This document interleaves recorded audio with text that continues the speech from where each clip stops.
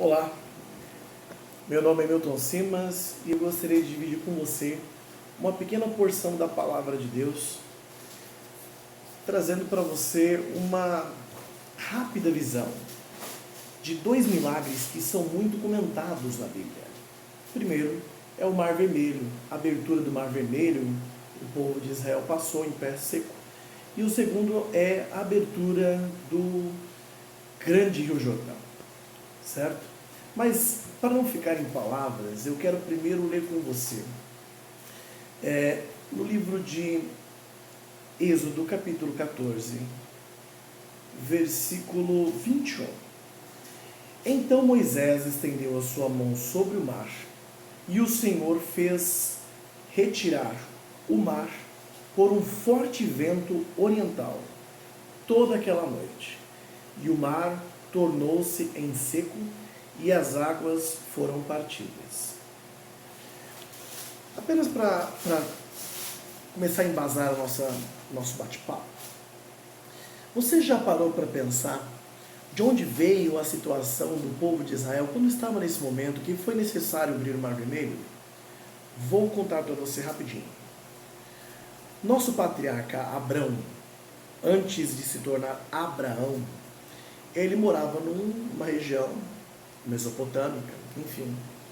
E Deus um dia chama ele e fala: Abraão, sai da tua terra, do meio da tua parentela, para a terra que eu vou mandar você.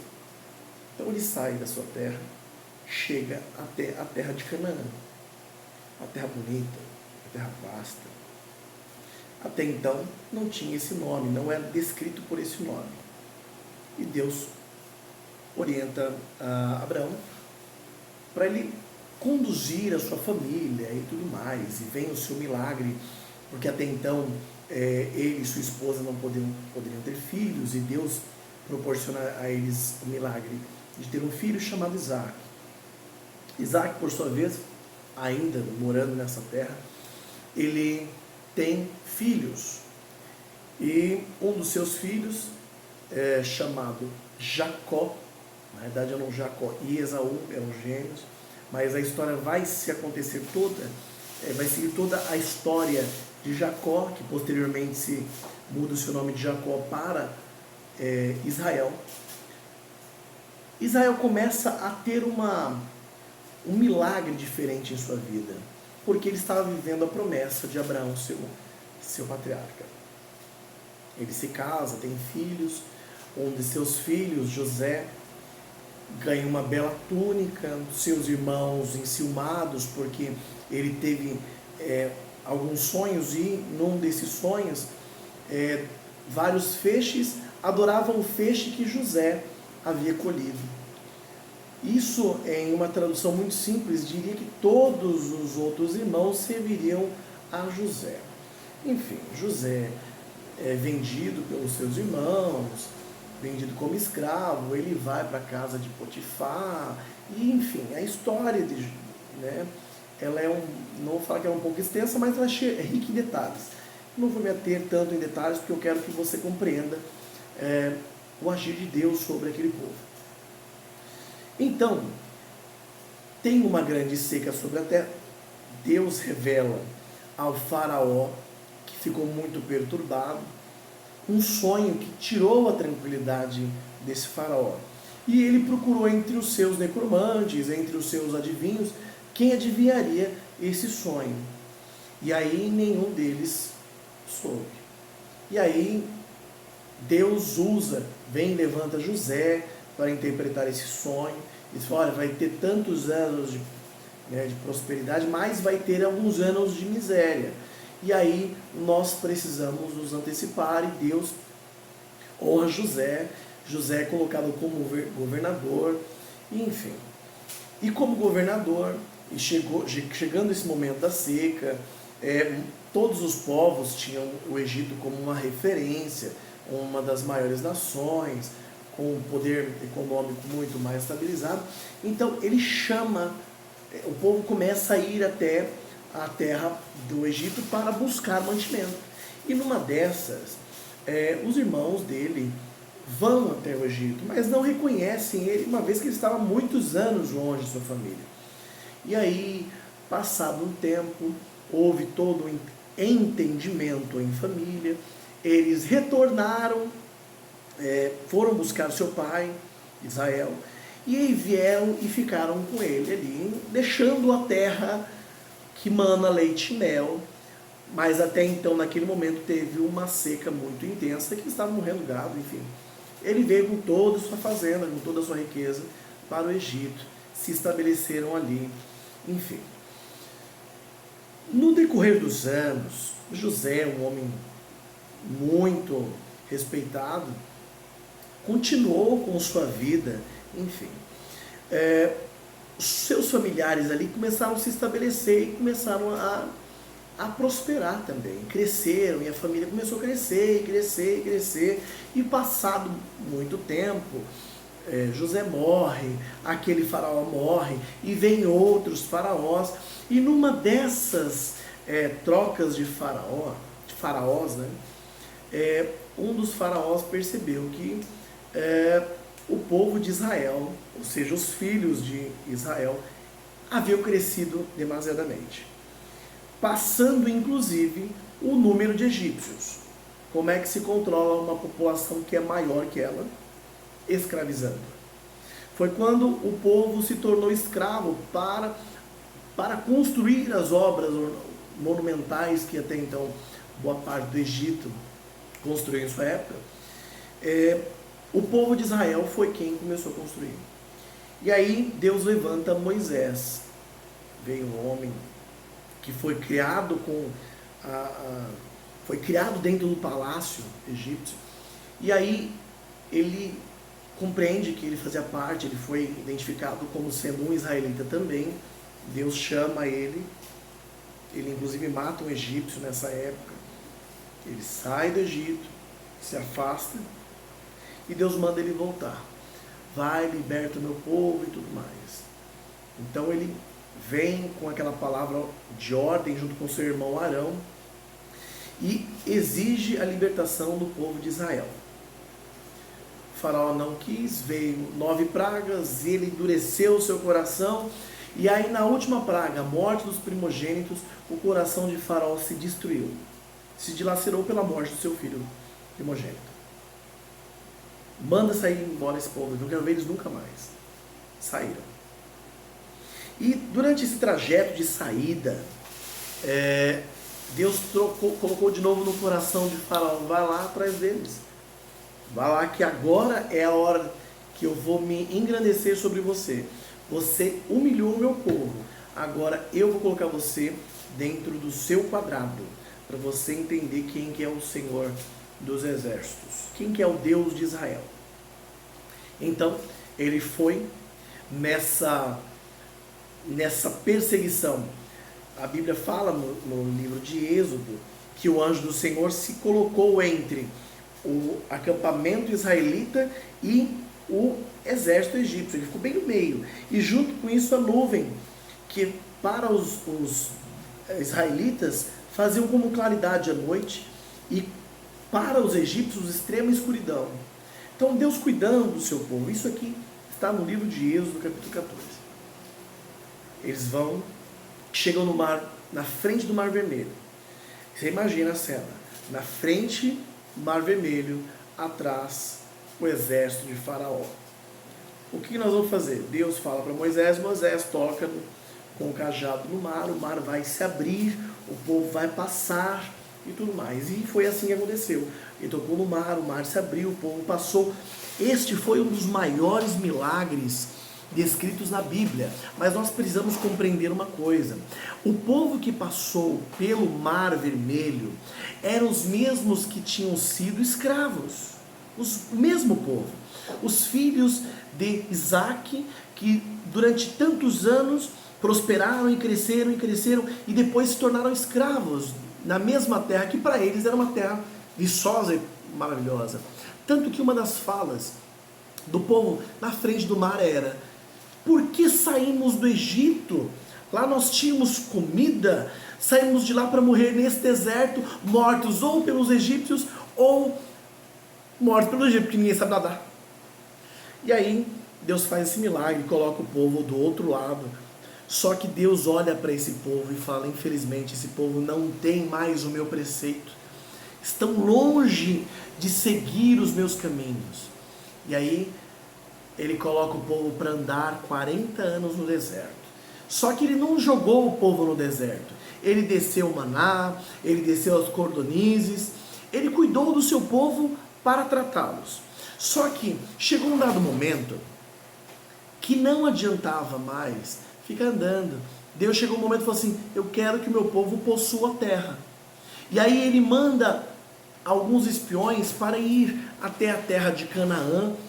Provavelmente eles entraram nas regiões principais, iniciais, Ai, antes disso Jericó, enfim, uma terra bastante vasta, que inclusive é descrita como terra que mana leite e mel. E durante esse trajeto de 40 anos no deserto, pessoas morreram, pessoas nasceram, pessoas morreram, pessoas nasceram. Nesse processo de pessoas nascem, pessoas morrem, veio uma nova geração. E nessa nova geração, eles não tinham sido escravos, mas também eles ainda não tinham vivenciado nenhum milagre, daqueles milagres que transformaria a mentalidade do povo. Eles tinham visto o maná cair do céu, eles tinham visto as cordonizes virem matar sua fome, mas o povo não acreditava, não tinha ainda a fé para dizer, olha, esse Deus de Israel, esse nosso Deus é realmente tremendo. Eles tinham já os 10 mandamentos, eles tinham as orientações dos levitas, eles tinham os sacerdotes à sua disposição para oferecer sacrifício e perdoar os seus pecados, mas o povo ainda não tinha vivido aqueles milagres que até então os escravos tinham vivido. Olha que coisa interessante. Chegam na frente do Rio Jordão, e aí Deus usa a Josué, que lideraria o povo para passar o Jordão. Deus tira Moisés de cena, recolhe para si o seu ungido, e então Deus faz ali o milagre. Moisés, com a orientação de Deus, chama os levitas, fala, vocês vão na frente, e avisa para o povo, olha, quando os levitas forem a alguns metros de distância, vocês vão segui-lo. E depois os sacerdotes, os levitas, eles vão parar no meio do mar, no meio do rio. O povo vai passar. E aí o povo passou. Mas o que eu estou querendo que você compreenda é que no momento em que Deus orientou Josué para fazer isso com os sacerdotes, com os levitas, quando eles colocaram o pé na água, descansaram o seu pé na água, Deus começou a fazer a mudança para o Rio Jordão se abrir. Por quê? Era importante que o povo de Israel, essa nova geração de israelitas, vivenciassem esse milagre. Mas por quê? Porque eles não tinham fé no Deus? Tinham, mas não tinham a fé que os escravos tiveram. E foi aí que Deus deu a oportunidade. E escolheu 12, cada um de cada tribo, para pegar uma pedra, construir um monumento, e uma pedra para construir um altar de adoração do outro lado, já chegando em Canaã, na grande nação mãe. Quando eles vivenciaram esse milagre da travessia, este momento de passarem homens livres, guerreiros, livres, das nações mais belas, das tribos selecionadas por Deus, quando eles chegaram do outro lado, ali Deus fez mais uma ordenança a Josué. Josué, antes de entrarem na terra prometida, eu vou fazer um novo pacto, uma nova aliança. Eu vou colocar a diferença deste povo, porque este povo não são os escravos que estavam lá no Egito. Este povo é um povo diferente, é um povo novo. Este povo novo vai vivenciar um milagre novo. Não um milagre do mar vermelho aberto, não mais o milagre do maná descendo na terra, ou o milagre das cordonizes, ou o milagre de tocar na rocha, falar na rocha, rocha, emanar água. Não, agora eles vão viver o milagre da conquista. Só que para conquistar eles não podem ter mentalidade de escravos. Por isso, as pessoas que morreram e lá ficaram. Com você somente vão entrar 2, Josué e Caleb. Josué agora como líder, ele entra na terra, e Caleb como seu fiel escudeiro. E aí nós vemos a história daí para frente, que é tão bela, que eles conquistam Jericó. Durante 6 dias deram cada dia uma volta, e no 7º dia rodearam 7 vezes a cidade de Jericó. E aí o povo gritou, as trombetas foram tocadas, os muros que caíram por terra, eles conquistaram. E é uma história belíssima. Após isso, foram até Ai, destruíram Ai, enfim. Esse daqui é um panorama só para você entender que antes nós tínhamos homens escravos, agora nós temos homens livres. Antes nós tínhamos sacerdotes limitados, hoje nós tínhamos, até então nesse momento, há sacerdotes revigorados, refortalecidos. Antes o povo estava abatido, depois disso o povo estava alegre. O que eu estou falando para você? Que você já teve os seus momentos de escravidão, você já teve os seus momentos de vergonha, de droga, prostituição, traição, tristeza, depressão. No Egito você já teve tudo isso. Quando você saiu do Egito, você vivenciou o primeiro milagre de aceitar a Cristo como o Senhor da sua vida. E aí você entra no momento em que Deus trata você para tirar de você a vergonha, para tirar de você a depressão, para tirar de você a tristeza, a fama de prostituto, a fama de beberrão. Enfim, Deus trata você. E aí quando você chega na frente do Jordão, Deus ergue você e te levanta como guerreiro, como alguém que faz parte de um corpo, faz parte de um algo maior. E aí você passa o Jordão, você chega na terra onde Deus te prometeu, a conquista. E quando você chega nessa terra e conquista, ali Deus faz uma nova aliança. Ele, na Bíblia fala que ele manda circuncidar todos os homens que nasceram no deserto, e ali Deus faz uma nova aliança, os seus mandamentos são revigorados, o povo toma uma nova força, uma nova energia, e aí eles vão conquistar Jericó, vão conquistar Ai, vão conquistar. Exatamente isso que eu estou falando para você.